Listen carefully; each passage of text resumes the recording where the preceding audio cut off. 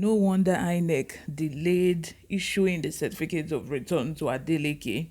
Davido even had to go on social media to shout about it and say, give him, it's been 24 hours and we have not seen the certificate of return. Please give us the certificate of return before INEC even had to, issue the certificate of return. So we are now finding out that Tinubu even went all the way to Abuja to make sure that that certificate of return was not issued, to make sure that, to try and do mago, but it did not work. Everything has been exposed on the news today. If you want to get more juicy news from this channel, please go ahead and subscribe. Give this video a thumbs up. Most importantly, click on the notification bell so that you can get notified whenever we post a new video. Without further ado, let's dive straight into the details of today's news. The People's Democratic Party on Friday claims that with the outcome of last week's governorship election in Osun State, the All Progressive Congress presidential candidate Bola Tinubu should withdraw from next year's election. This is as the party alleged that the former Lagos State governor's efforts to frustrate the outcome of the election won by its candidate and governor-elect Ademola Adeleke was rejected by stakeholders in Abuja. The PDP's National Publicity Secretary, Honorable Debo Ologunagba, made the allegation during a press conference in Abuja on Friday.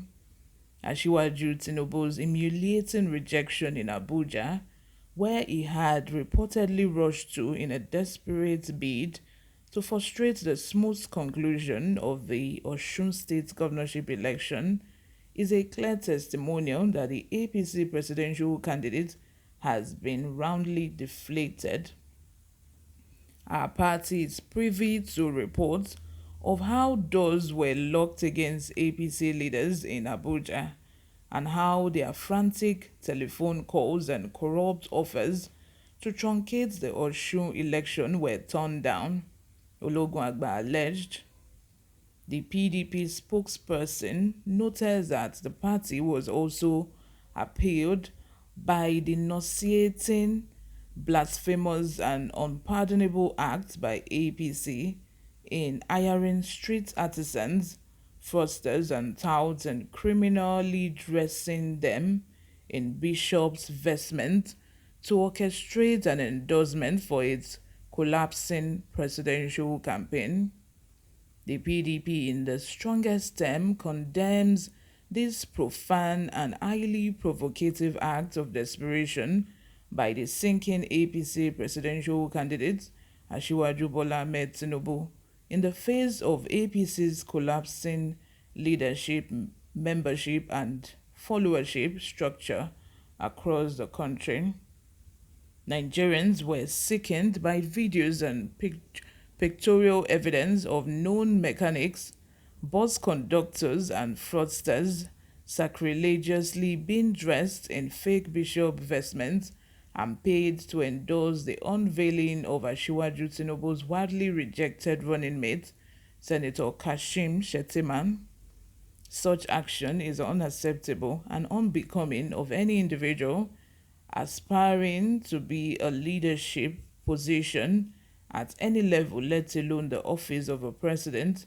This is an embarrassment to leadership, a real embarrassment though.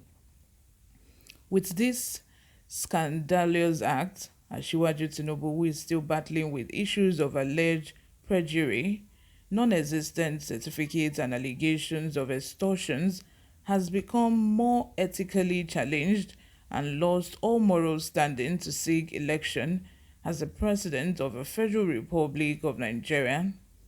More sickening is the outcry by the Halings that they were defrauded by agents of the APC presidential candidate who paid them sums ranging from 30,000 naira to 40,000 naira as against the 100,000 naira they were earlier promised. Wow. This is therefore ludicrous that instead of being remorseful and asking for forgiveness, the APC presidential campaign is shamelessly posting lame denials and excuses in the face of hard and verified evidence of its involvement in the shameless venture.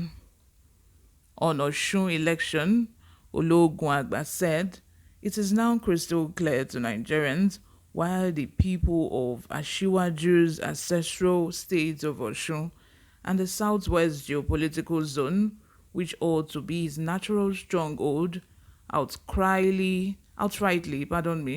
rejected him and his APC in the July 16, 2022 governorship election in Osun State.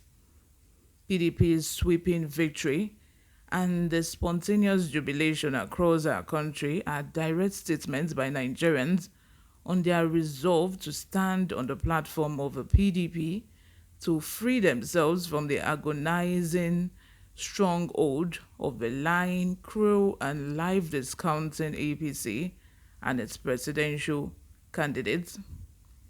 Ashiwaju has no political fighting chance in the face of the soaring popularity of PDP's very competent candidate. Who told them that PDP is competent? Where you have Peter Obi, where people are like donating money, giving him money that take for your presidential ambition. Any city that he visits for campaign, people are even giving out their houses so that he can stay there throughout the campaign period. And this PDP, pot calling kettle black. But notwithstanding, I don't blame the two of them, The two of them, which one is better? From Atiku, from Tinubu, which one is better out of the two of them? Like someone said earlier today that they've turned Asurok into the old people's home.